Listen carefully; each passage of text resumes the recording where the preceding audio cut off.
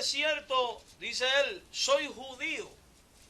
O sea que él deja bien marcado que era judío, nacido en Tarso de Cilicia, pero criado en esta ciudad, instruido a los pies de Gamaliel, estrictamente conforme a la ley de nuestros padres, celoso de Dios, como hoy sois todos vosotros.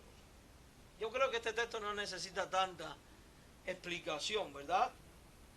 Había nacido en Tarso, pero había estado criado en esa ciudad, instruido a los pies de Gamaliel. ¿Quién era este Gamaliel? Gamaliel ha sido reconocido como uno de los rabinos más famosos que ha tenido el pueblo hebreo. Y era una persona muy notoria por su sabiduría, por su preparación en cuanto a la ley en los tiempos de la Biblia. De hecho, si usted recuerda, cuando los sacerdotes meten preso a Pedro y a Juan y después terminan diciéndole vayan y no prediquen más, es este Gamaliel el que se para en la congregación y dice, dejen a esta gente, porque si esta obra es de Dios, si no es de Dios, se va a destruir. Pero tengan cuidado, no sea que se encuentren ustedes luchando contra Dios. Era un hombre fielmente conocido.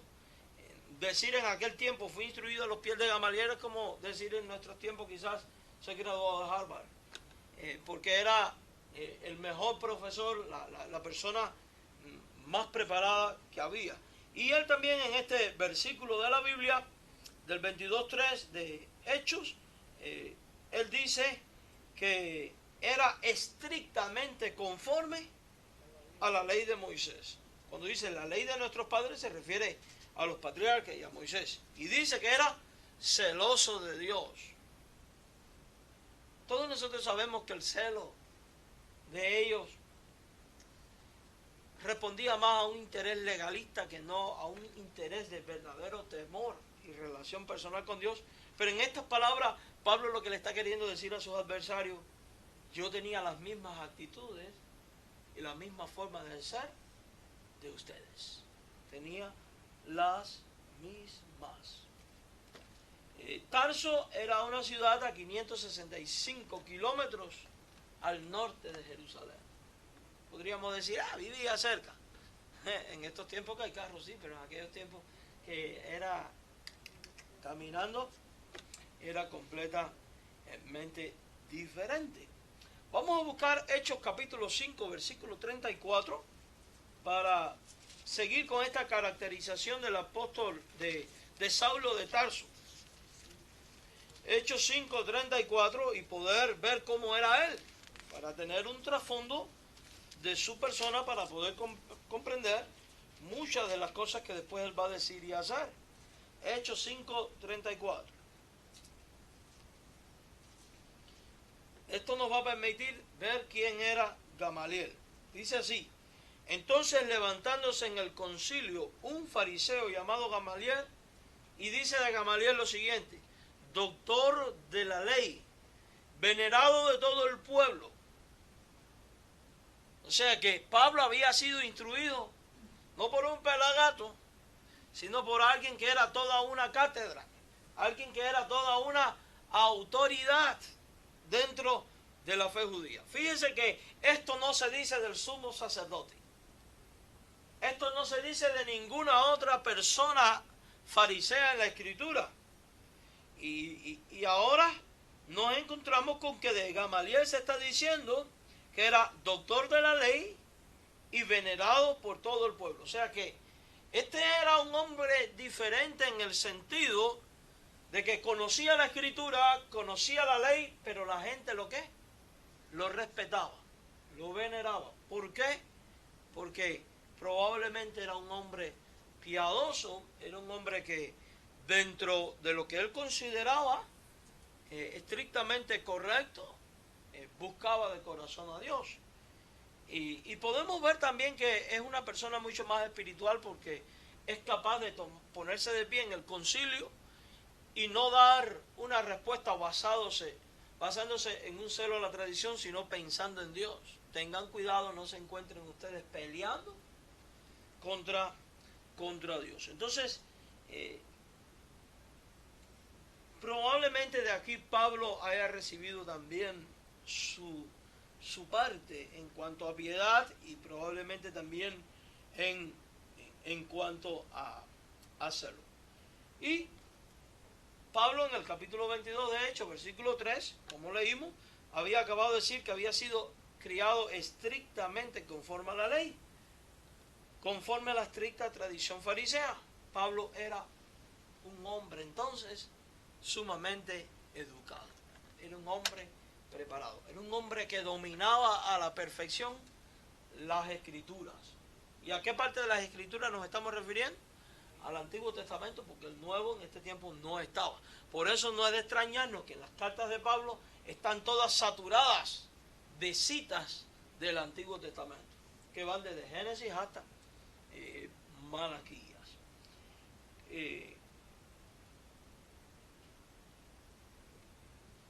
Vamos a ver ahora algo más de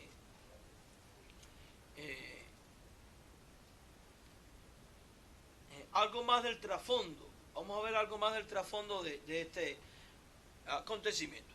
Estamos en presencia de un hombre, Saulo, y este Saulo había sido fariseo. Y los fariseos se enorgullecían de observar estrictamente los reglamentos hechos por los hombres. Cosas tales como cuántas veces lavarse las manos, qué hacer cuando entrar y salir de una casa, cómo besar la mezuzá y toda una serie de cosas que en esencia Dios no había dado en la ley. Los fariseos desdeñaban a los saduceos por su teología liberal y política partidista. Ellos repudiaban a los saduceos porque los saduceos no creían ni en demonios, ni en ángeles, ni en la resurrección, y además porque era un grupo mucho más sectario y cerrado, y los consideraban liberales. Y Cristo condenó a los fariseos por dar énfasis a las apariencias externas y dejar a un lado la correcta actitud del corazón, y poner a un lado las cosas que eran verdaderamente bíblicas. Vamos a buscar, por ejemplo, Mateo 23, versículo del 1 al 36. Mateo 23, versículo del 1 al 36.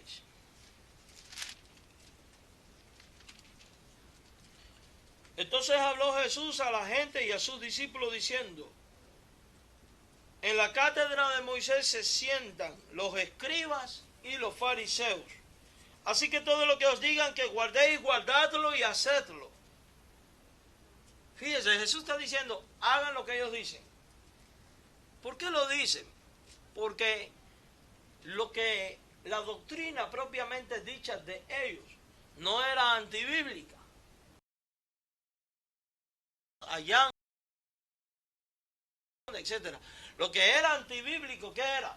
Su comportamiento, su conducta y las tradiciones que ellos le habían añadido a la ley. Por eso dice, y hacedlo, mas no hagáis conforme a sus obras, porque dicen y no hacen. Porque atan cargas pesadas y difíciles de llevar y las ponen sobre los hombros de los hombres, pero ellos ni con un dedo quieren moverlas. En otras palabras le dice, le están poniendo a la gente mandamientos que ellos mismos no cumplen, y ese era el problema de los fariseos. Antes hacen todas sus obras para ser vistos por los hombres. O sea que los fariseos buscaban su propia gloria. Pues dice la Biblia, se sanchan sus filacterias. Las filacterias eran unos hilos, unos flecos que colgaban del borde de las vestiduras, y era visto como símbolo de santidad en aquel tiempo. Dice, y extienden los flecos de sus mantos, y aman los primeros asientos en las cenas, y las primeras sillas en las sinagogas, y las salutaciones en las plazas, y que los hombres le llamen rabí, rabí. Rabí significa maestro. Y las salutaciones en las plazas que le llamen rabí, verso 8. Pero, dice Jesús, vosotros no queréis que os llamen rabí, porque uno es vuestro maestro, el Cristo, y todos vosotros sois hermanos. Y no llaméis Padre vuestro a nadie en la tierra, porque uno es vuestro Padre, el que está ¿dónde? Por eso no se le debe llamar Padre a ningún ministro, ni seáis llamados maestros, porque uno es vuestro maestro, el Cristo. El que es el mayor de vosotros, sea vuestro ¿qué? Porque el que se enaltece será humillado, y el que se humilla será enaltecido. Mas hay de vosotros, escribas y fariseos hipócritas, porque cerráis el reino de los cielos delante de los hombres, pues ni entráis vosotros, ni dejáis entrar a los que están tratando. ¿Se da cuenta usted de esto? ¿Cómo eran los fariseos? Hay de vosotros, escribas y fariseos hipócritas, porque devoráis las casas de las viudas, y como pretexto hacéis largas oraciones. Por esto recibiréis mayor condenación. Oye, y fíjese, también en las iglesias de nuestros tiempos hay personas así, que andan muy estirados, cuando usted los oye hablar, se parecen los más santos del mundo, pero por dentro son unos hipócritas y unos falsos creyentes, y hacen oraciones interminables. La Biblia dice, para ellos recibirán mayor condenación. Y sigue diciendo, hay de vosotros, escribas y fariseos hipócritas, recorréis mar y tierra para hacer un prosélito, y una vez hecho, le hacéis 2 veces más hijo del infierno que vosotros. Pervierten a la gente. Hay de vosotros, guías ciegos, que decís, si alguno jura por el templo, no es nada, pero si alguno jura por el oro del templo, es deudor. Insensatos y ciegos, porque ¿cuál es mayor, el oro o el templo que santifica el oro?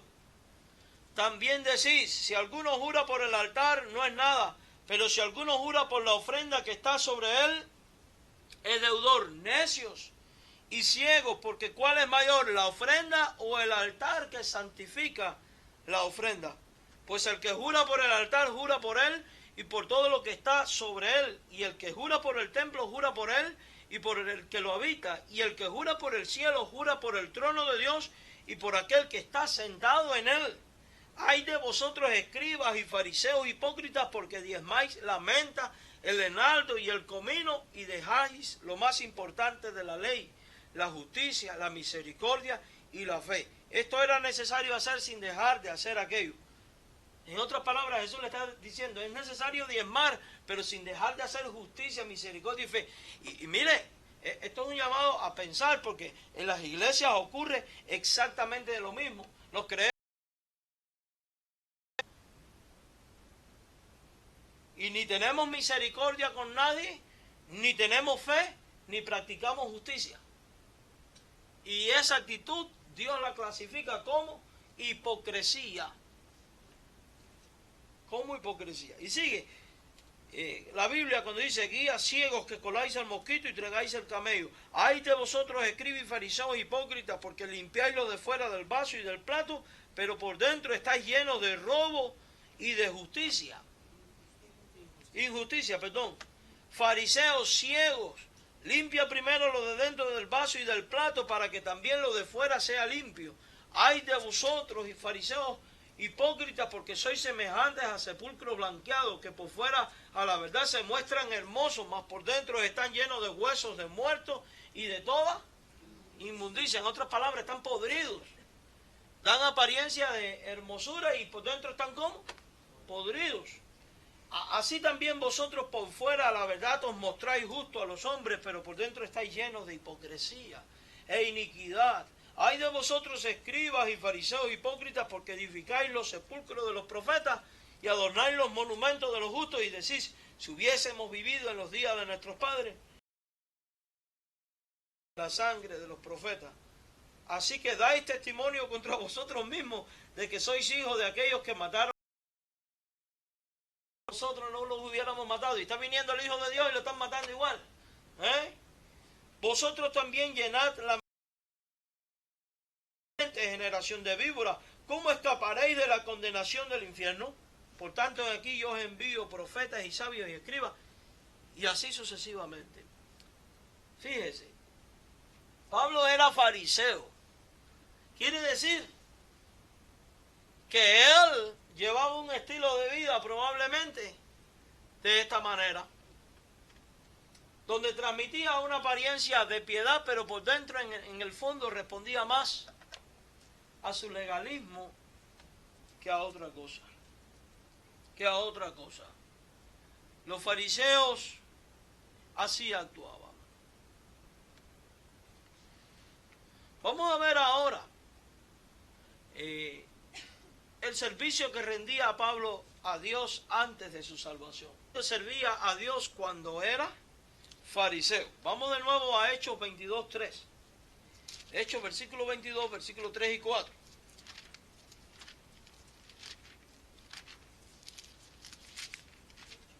Hechos capítulo 22, versículo 3 y 4.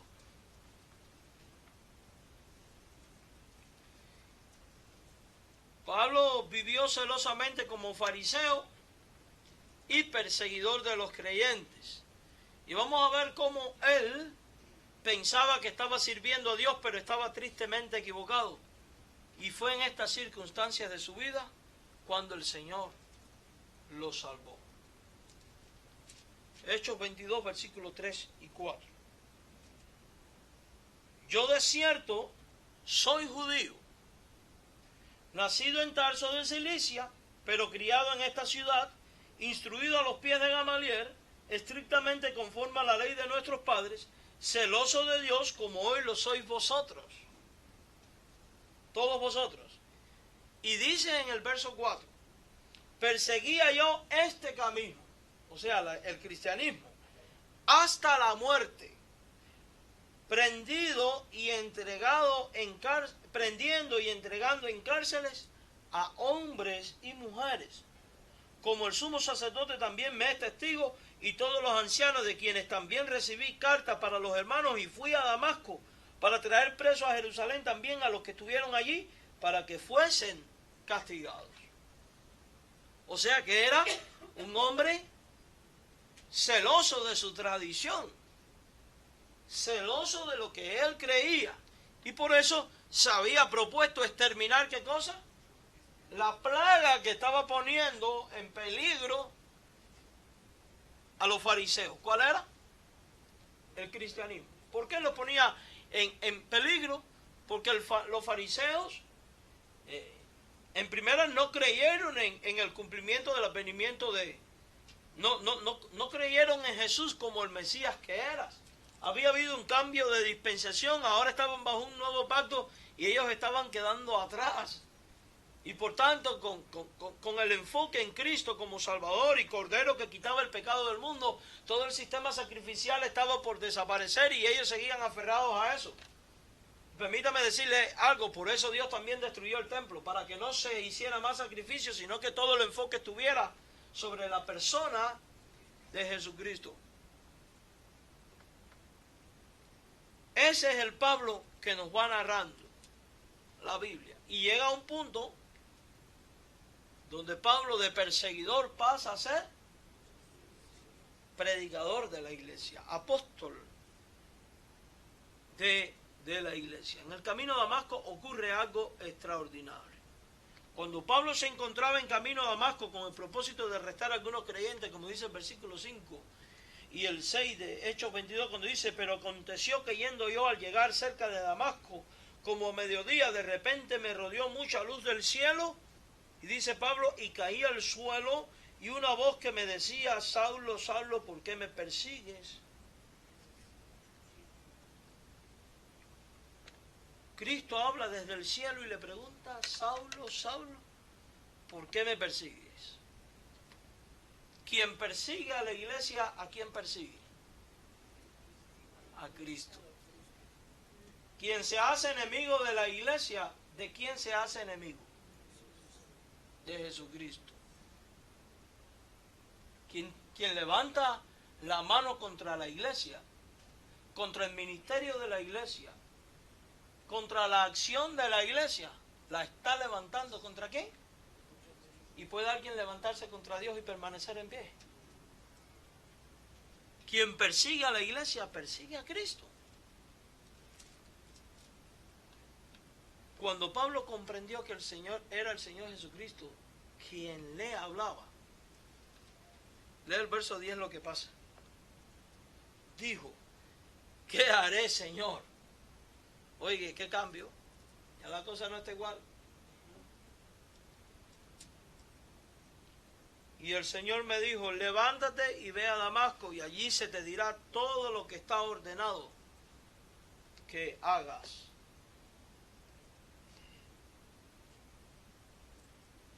Eso es lo que ocurre ahí. El día de su salvación, Pablo expresó su deseo de servir al Señor. ¿Qué quieres que haga?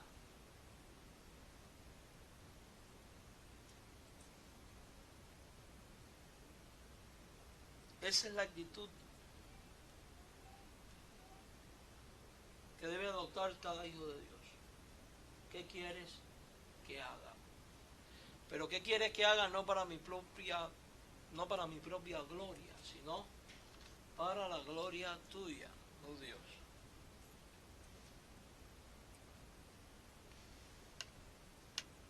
¿Se da cuenta que ese día un gran perseguidor de la fe se convirtió en un gran predicador de la fe?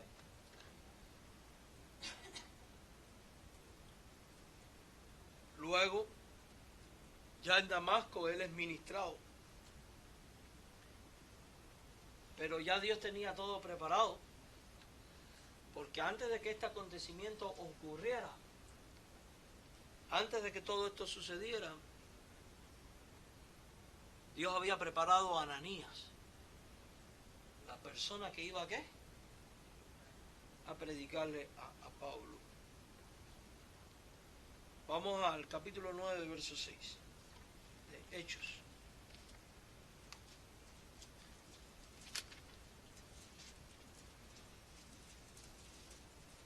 Nueve, 6.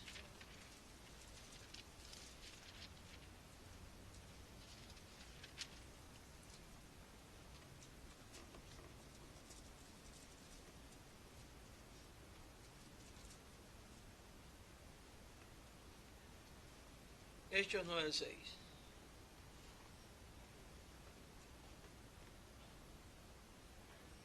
Él temblando y temeroso dijo, Señor, ¿qué quieres que yo haga?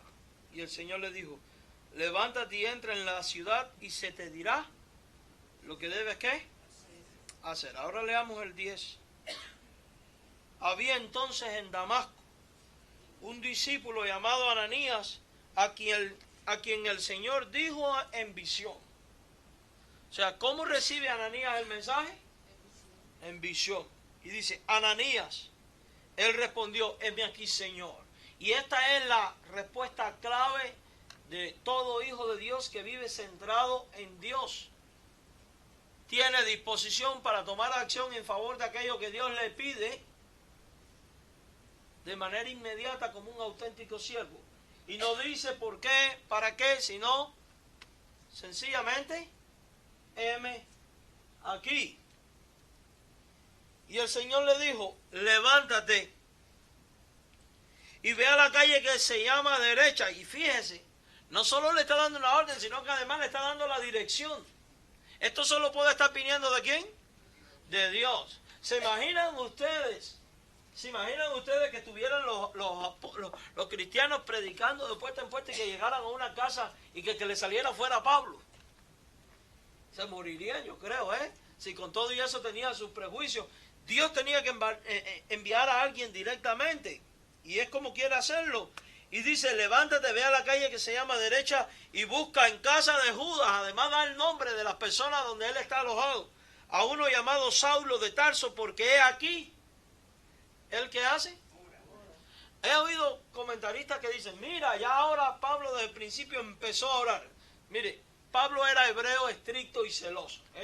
Y todo hebreo era amante de la oración. O sea que esto no es nada anormal en él. Él no era un incrédulo convertido.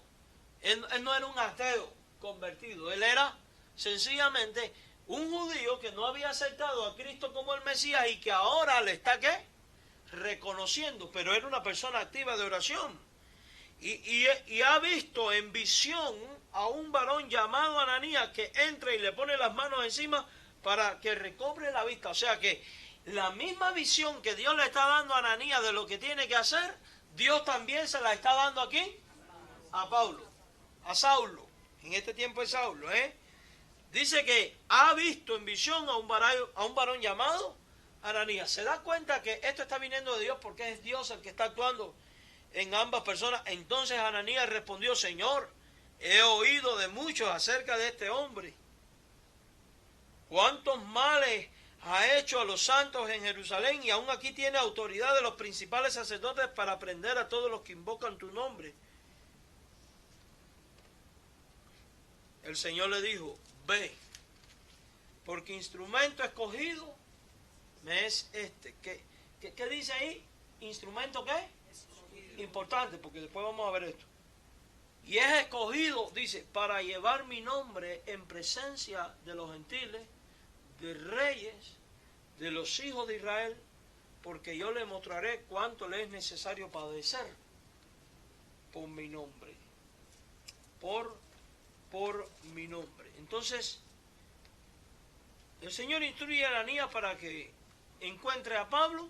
Pablo fue bautizado más tarde y eventualmente llegó a ser el apóstol que todos nosotros conocemos. Pues la Biblia dice en el verso 17 en adelante: fue entonces Ananías, entró en la casa, poniendo sobre él la mano, dijo: hermano Saulo, el Señor Jesús que se te apareció en el camino por donde venía me ha enviado para que reciba la vista y sea lleno del Espíritu. Y al momento le cayeron las escamas, y dice que después fue y lo bautizó. Oye, yo quiero que nos pongamos en los pies de Ananías ahora. Había que ser valiente para ir. Había que ser valiente solamente porque Dios lo decía, porque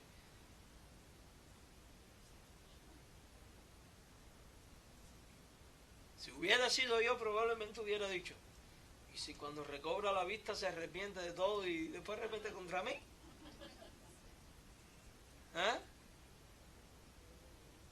Pero cuando las cosas vienen de Dios, todo sale bien. Todo sale bien.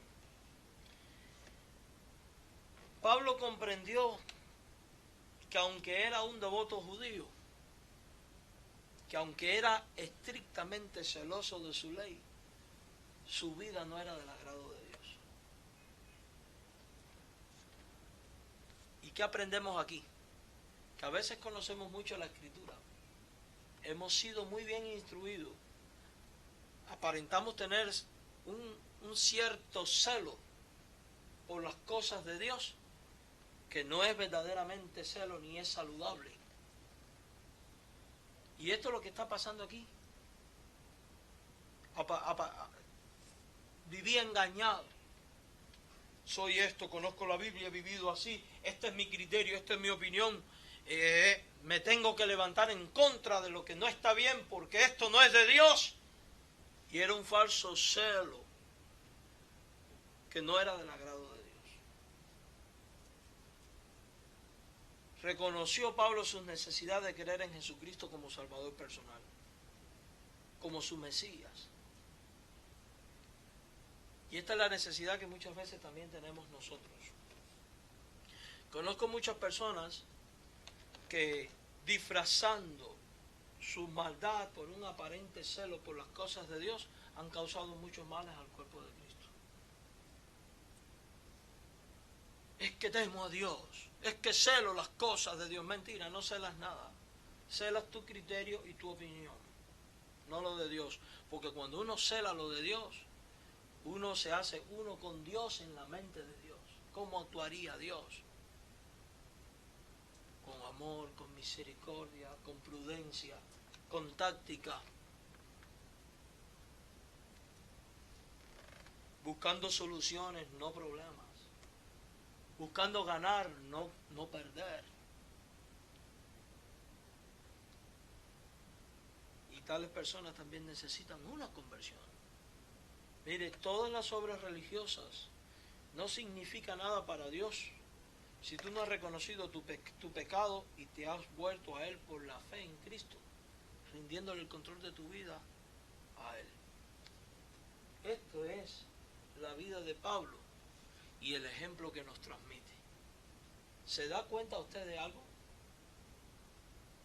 Ser religioso no significa necesariamente ser convertido. ser religioso no significa necesariamente estar bien. Ser religioso no significa que necesariamente estás en la razón. Tú podrás ser todo lo religioso que quieras, aún conservador y extremista y moralista, que si no has sido verdaderamente libre en Cristo y has creído en Él y has sido moldeado a su imagen, de nada te sirve su religión. Ese era el trasfondo del apóstol Pablo. Vamos a ver ahora su ministerio. Vamos a hablar de su ministerio. Después de varios años de preparación, Pablo inicia su viaje y esta vez lo hace como misionero. A diferencia de otros, él no va a ser el obrero que va a estar en un pueblo viviendo para siempre. Es alguien que va a ser un misionero por naturaleza, un plantador de iglesias, pudiéramos decir.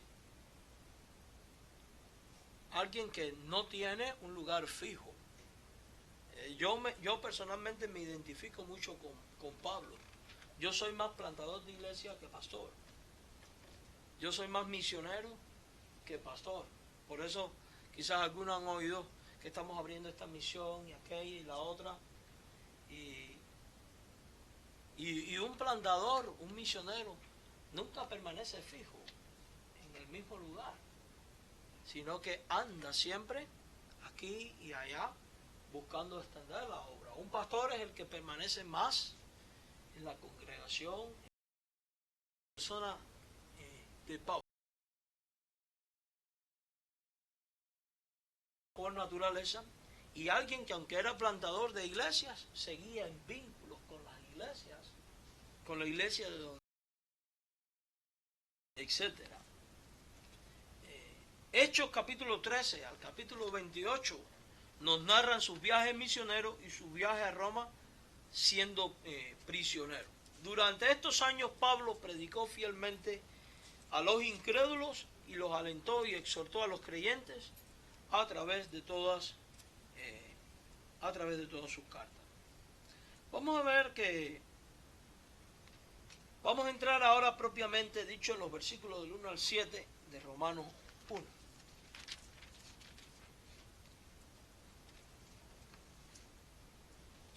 Vamos a ver en primer lugar al escritor. Pablo, Romanos 1:1. Pablo, siervo de Jesucristo, llamado a ser apóstol, apartado para el evangelio de Dios que él había prometido antes por sus profetas en las Sagradas Escrituras. Amados hermanos, ¿quién motivó a Pablo a escribir esta carta? ¿Quién lo motivó? Después de todo, ¿qué lo estaba moviendo a escribir a los creyentes que estaban en Roma? A cristianos que aún ni conocía, porque Pablo no había ido nunca a Roma. Y más adelante él lo expresa cuando dice en su carta a los Hechos, en el libro de los Hechos, hay una parte donde él dice, presto estoy deseoso de ir a Roma. Nunca había estado en Roma, él no había fundado la iglesia de Roma. Alguien la había fundado. ¿Quiénes son las personas que fundaron la iglesia en Roma? Bueno, pudieron haber sido algunos de los judíos que estaban en Pentecostés y que después fueron esparcidos. Pudieron haber sido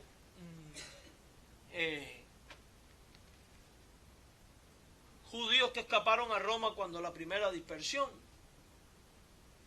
En mi Biblia tengo interesante es que se habla de un tal Alejandro como pastor en Roma. Y este Alejandro era hijo del que ayudó a cargar la cruz de Cristo. Tengo las citas bíblicas. Qué pena no tener mi Biblia, la Biblia que normalmente uso aquí. Luego en otro mensaje, en otro día puedo enseñárselos. O sea que, ¿hasta dónde fue tan impactante ayudar a Cristo a cargar la cruz? Pudo haberse ido convertido este hombre y haberse ido luego a Roma y llevar con ellos la predicación de lo ocurrido.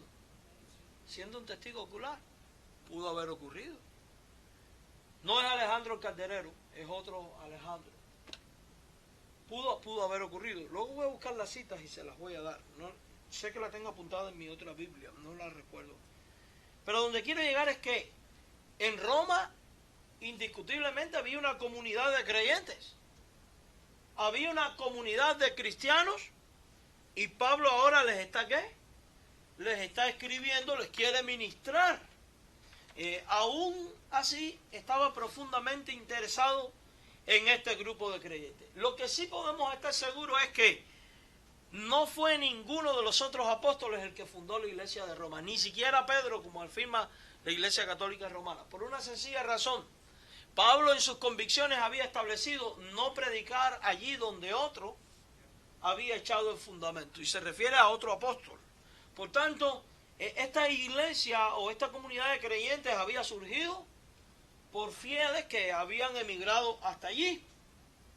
Y él estaba interesado en este grupo de creyentes, puesto que Pablo prefería trabajar en las ciudades principales y era natural que estuviera preocupado de que la iglesia en la principal metrópoli del mundo estuviera firmemente establecida en las verdades cristianas básicas. Para ninguno de nosotros es un misterio que siempre las iglesias metropolitanas o las iglesias de ciudades grandes son influyentes en misiones y evangelismo a las iglesias, a los pueblos más pequeños. Eso así ocurre para todas las cosas, para los negocios, para la fe, para todo. Para todo. Y Roma era la capital ¿de qué? Del imperio de aquel tiempo. Si había una iglesia sólida en Roma, había más facilidades para que el evangelio llegara ¿a dónde? A todas las partes del mundo, porque el centro del mundo de aquel tiempo, ¿quién era? Roma. Era Roma. Y de ahí la importancia de una iglesia sólida en Roma. Una ciudad estratégica necesitaba una presentación estratégica. Y la epístola a los romanos es la descripción más sistemática de las grandes doctrinas de la fe de todos los escritos de Pablo. Y en verdad, de toda la escritura. Si un libro es rico en doctrina, es este. Ella habla del pecado, ella habla de la elección, ella habla de la predestinación, ella habla de la salvación, habla del perdón de los pecados, habla de la gracia, habla del servicio, habla de los dones, habla de la entrega. Esta epístola habla de todo, en cuanto a doctrina. Y a través de esta gran obra maestra, Pablo sirvió a los romanos y sigue sirviendo a todos los creyentes de todos los siglos. De hecho, ha sido el libro de los Romanos el que ha impactado a miles de vidas a través de los tiempos. Fue el libro de los Romanos el que causó la reforma protestante. Cuando se interpretó el justo por la fe, vivirá. El libro de Romanos el que ha inspirado a miles a la fe. De hecho, Martín Lutero, yo no estoy de acuerdo con este criterio de Martín Lutero. Él llegó a hablar de un canon dentro del canon. Él exaltaba el libro de Romanos por encima del resto de los libros de las Escrituras. Yo no considero eso correcto porque todas las Escrituras inspiradas por Dios. Pero de que inevitablemente es un libro estratégico y único de su tipo en la Biblia, lo es. Y es un libro vital en las Sagradas Escrituras. Vamos a ver ahora, note que Pablo dice, siervo, ¿verdad? ¿De quién? De Jesucristo. O sea, no es siervo de la iglesia, no es siervo de los creyentes romanos, o sea, no es esclavo de la iglesia, él no es esclavo de los apóstoles, no es esclavo de los romanos, no es esclavo de nadie, es esclavo ¿de quién? De Jesucristo. La salutación de Pablo en estos versículos es una oración larga, pero muy rica. No solo se presenta a sí mismo, sino que presenta el tema de toda la epístola y muestra desde un comienzo la salvación que es en Jesucristo. Siguiendo la costumbre de aquella época, Pablo se identifica al empezar las cartas a través de de las tres declaraciones. Y esta era la costumbre de aquel tiempo. Primero, él era el siervo de Jesucristo. En el sentido literal de la palabra, esclavo. No se pertenecía a sí mismo, era de propiedad de otro. Segundo, Pablo declara haber sido llamado apóstol. Noten cómo dice, siervo de Jesucristo, llamado a ser apóstol y apartado ¿para qué? Para el evangelio. Y en tercer lugar, Pablo declaró que había sido apartado para el evangelio de Dios prometido antes por los profetas. Y decir que había sido apartado significa que había sido separado para la obra del evangelio de Dios. Y la palabra evangelio de Dios puede traducirse como las buenas nuevas de Dios, porque evangelio significa buenas nuevas, buenas noticias. Y las buenas nuevas de Dios habían sido prometidas en el Antiguo Testamento a través de un tipo, símbolo y declaración. El ministerio radicaba en la anunciación del evangelio de Dios por todas partes, porque para ello había sido llamado, apartado y constituido siervo. ¿Solamente para qué? Para el evangelio de Dios. Luego en los versículos 3 y 4 nosotros podemos ver el tema de la epístola. Note cómo dice, acerca de su Hijo nuestro Señor Jesucristo, del linaje de David según la carne. Él está diciendo que Jesús es el Señor. Él está diciendo que Jesús es el Mesías cuando declara del linaje de David. Y en el 4 dice que fue declarado Hijo de Dios con poder según el Espíritu de Santidad por la resurrección de entre los muertos. O sea que aquí él está declarando que Cristo es el Dios hombre, que fue totalmente hombre pero sin pecado. Era descendiente de David, era judío, pero nuestro Señor Jesucristo también era divino, totalmente Dios. Su resurrección fue la prueba de ello, y ese es el Señor que él anuncia. Luego en el versículo 5 habla de la comisión. Dice que de ese Cristo él recibió la gracia, o sea, el favor inmerecido de Dios, porque en realidad ¿qué era él? Un perseguidor. Él recibe la gracia. ¿Y qué más recibe? Dice y. O sea, además de la gracia, recibe, dice claramente la Biblia, el apostolado. Y declara la razón por la cual Dios lo salva y le da el apostolado. Y dice, para la obediencia a la fe en todas las naciones, por amor de su nombre, entre los cuales también estáis vosotros. O sea, para anunciar el evangelio, a fin de que la gente crea, se arrepienta y se salve. Y dentro de ese ministerio, dentro de ese apostolado, dentro de ese llamamiento, estaban también ¿quiénes? Los romanos. Y también estamos nosotros. Porque Dios, si en su gracia y misericordia tuvo a bien dejar sus escritos plasmados en la Biblia, es porque Dios quería que este escrito no solo fuera de bendición a los romanos, sino fuera de bendición a todos los hombres de todos los tiempos y de todas las generaciones hasta el día en que Cristo venga en gloria. Luego, en el verso 6 y 7, podemos darnos cuenta de quiénes eran los oyentes o los destinatarios. Ahí dice, estáis vosotros llamados a ser de Jesucristo, y declara a todos los que estáis, ¿dónde? Y a estos que están en Roma son amados de Dios, llamados a ser santos, y luego le da la salutación, gracia, gracia y paz. Eso es una gran realidad. Así como Pablo fue llamado para salvación y para el apostolado, así los creyentes romanos fueron llamados a ser de Jesucristo. Quiere decir que de la misma manera que Dios llama a Pablo a salvación y al apostolado, Dios nos deja aquí un gran principio bíblico. A todo el que Dios llama, no lo llama solamente para ser salvo, sino también que lo llama para que sea su esclavo, su siervo, para que se ponga en sus manos y haga algo para él. Y se dedica a hacer aquello que Dios quiere que haga. ¿Cuáles son los beneficios de ponernos en manos de Dios como esclavos de Dios? Número 1, te vas a convertir en un instrumento de Dios, un instrumento de gracia, porque a través de ti Dios va a ministrar a la vida de otros para salvación y para edificación de sus vidas.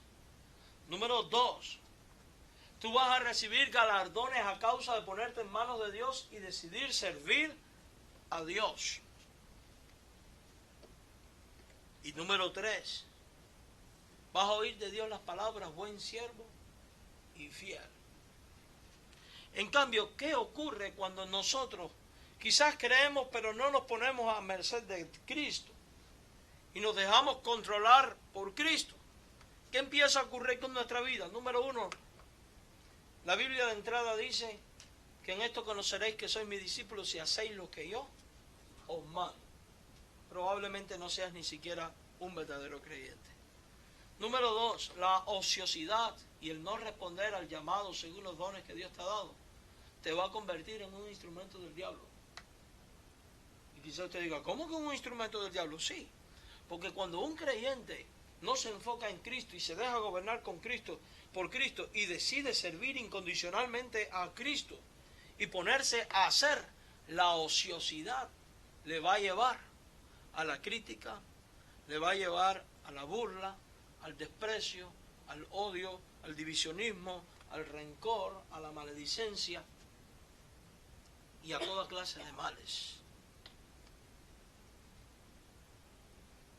Cuando uno está enfocado en Cristo, sirviendo a Cristo, uno se da cuenta que no tiene tiempo para nada, ni para nadie, sino solo en servir ¿a qué? A Jesucristo. Generalmente, cuando las iglesias no se enfocan en Cristo para servir a Cristo, y los creyentes no se enfocan en Cristo para servir a Cristo, es cuando empiezan a haber ministerios que no prosperan, es cuando empiezan a haber divisiones, es cuando empiezan a haber malos entendidos, es cuando empiezan a haber toda clase de males. Y con todo esto, ¿quién es el que queda glorificado? ¿Quién se lleva la honra? No es Dios, porque eso no honra a Dios, es el diablo, es Satanás. Por eso es importante que nosotros entendamos y nos preguntemos, ¿para qué fui salvo? ¿Cuál es mi apostolado? Cuando digo apostolado no es que yo soy apóstol ni usted tampoco. Me refiero a cuál es su ministerio. ¿Para qué me llamó Dios? ¿En qué área quiere Él que sea yo su esclavo? Y cuando lo descubra, ponerme en acción. Porque ¿qué pasaba cuando un dueño encontraba al esclavo desobedeciendo y haciendo lo que él no le había mandado a hacer? Había castigo. Había castigo, mis hermanos. Esto nos va mostrando. El doctor John MacArthur tiene un libro muy bueno que se llama a sí mismo Esclavos. Léaselo. Créame, yo me lo leí y me ayudó a comprender muchas cosas de la Biblia en cuanto a pertenecer a Cristo y depender de Cristo y servir solo a Cristo. Cuando somos de Cristo, hacemos las cosas movidos por la convicción de aquellas cosas que Cristo nos manda hacer y no por los caprichos de nadie, ni de las circunstancias, ni de la gente. Y esto es lo que a mí me fascina de Pablo.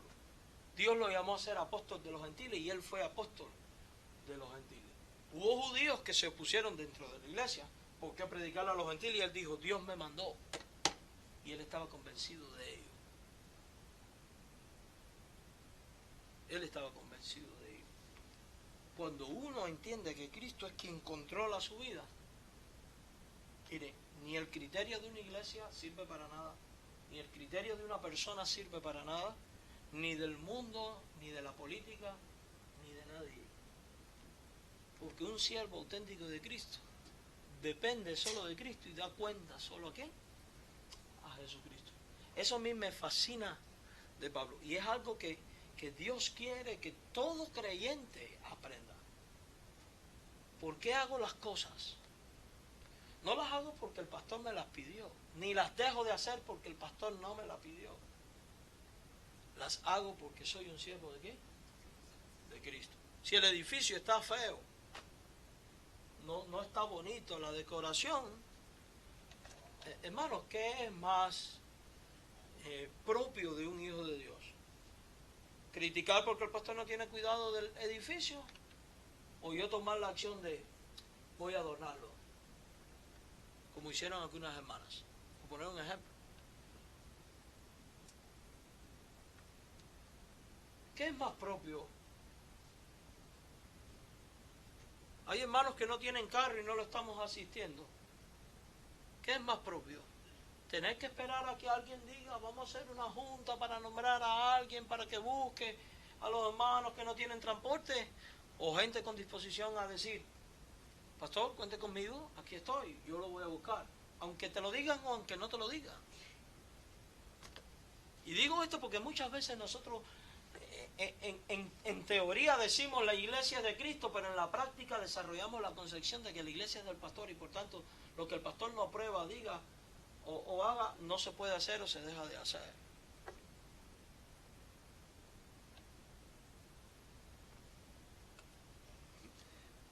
Recuerdo cuando estábamos en la San Luis, había necesidad de pintar el edificio. Había necesidad de pintar el edificio. Y una persona me dice, yo me voy a hacer cargo. Ok.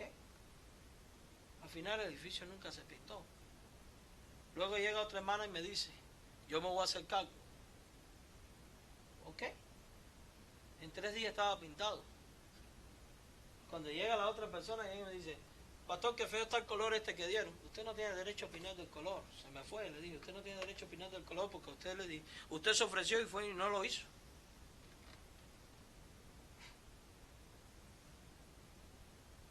¿Me explico a dónde quiero llegar? Nosotros tenemos que aprender a desarrollar un sentido de pertenencia. ¿Le pertenezco a quién? A Él. ¿A quién le doy cuentas? A Él. Por eso Pablo dice que Él es, claramente ahí en Romanos 1, Él dice, siervo de Cristo. Que fue llamado y que fue apartado. ¿Quién lo llamó y quién lo apartó? Fue Jesús. ¿A quién se debe? A Jesús. Por eso el Señor dice,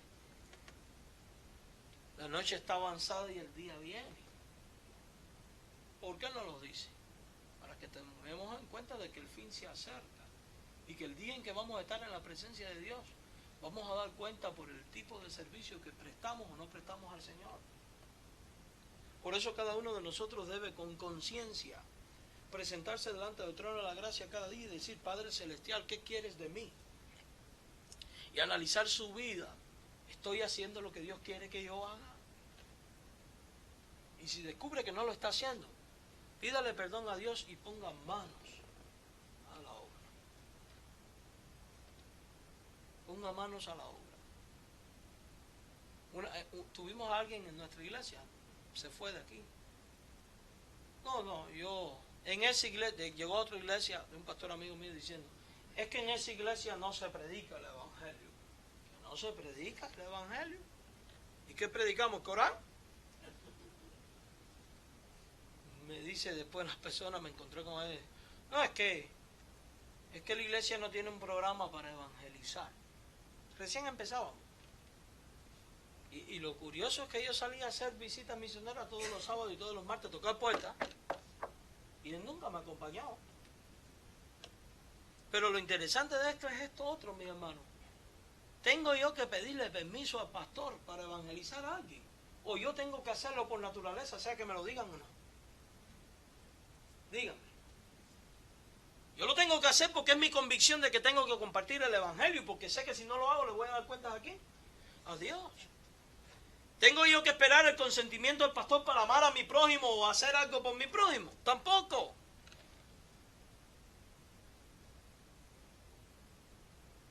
Yo no tengo que estar esperando a eso.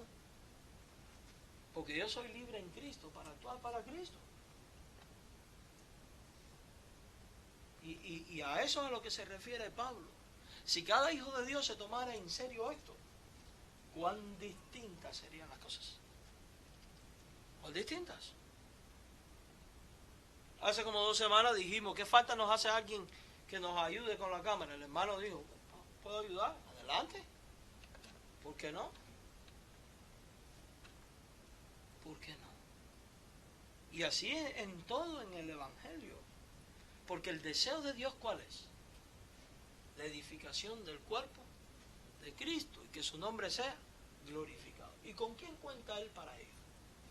¿A quién le ha dado el Espíritu Santo y a quién le ha dado los dones? Mire, déjeme decirles algo. Dios le dio el apostolado a Pablo y Dios le iba a pedir cuentas a Pablo por su apostolado. Dios me dio a mí el don de ser misionero y Dios me va a pedir cuentas a mí por ser o no misionero.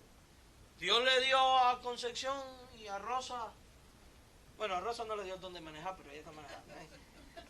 Dios le dio el don del servicio para manejar y ayudar a los que no tienen transporte. ¿A quién Dios le va a pedir cuenta por el servicio de transporte? ¿A mí? Se lo va a pedir a ellos.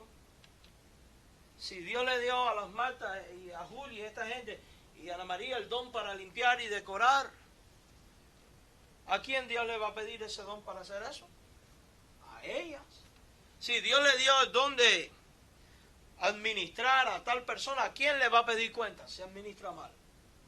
Y así sucesivamente, porque de la misma manera que Dios otorga los dones de manera personal y da el servicio y da el llamado y aparta a la gente de manera personal, de igual manera Dios va a pedir cuentas de manera personal. Dios nunca va a pedir cuentas de manera colectiva.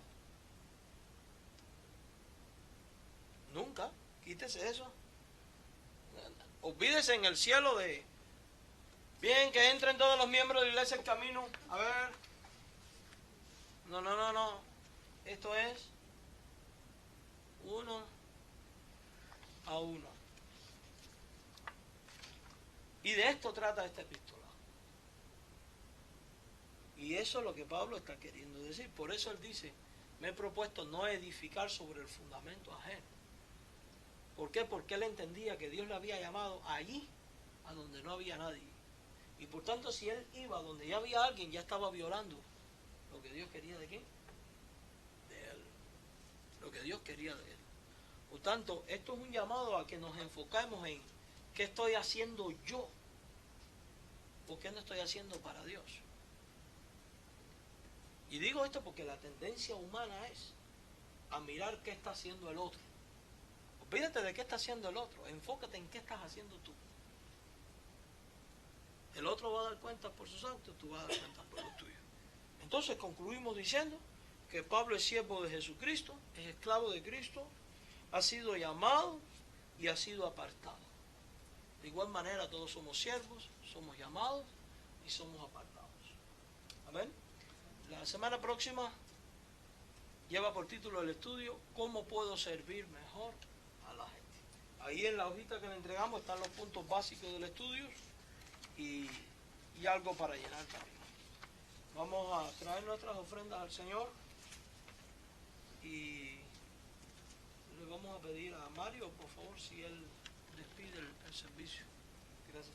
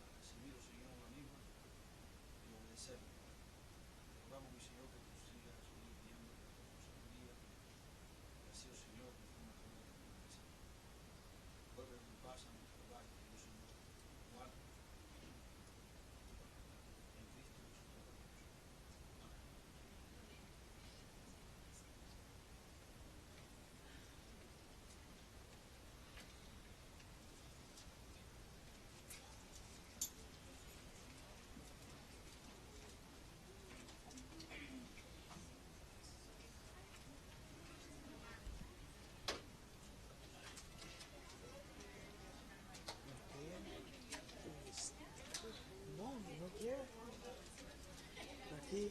Eso se llama...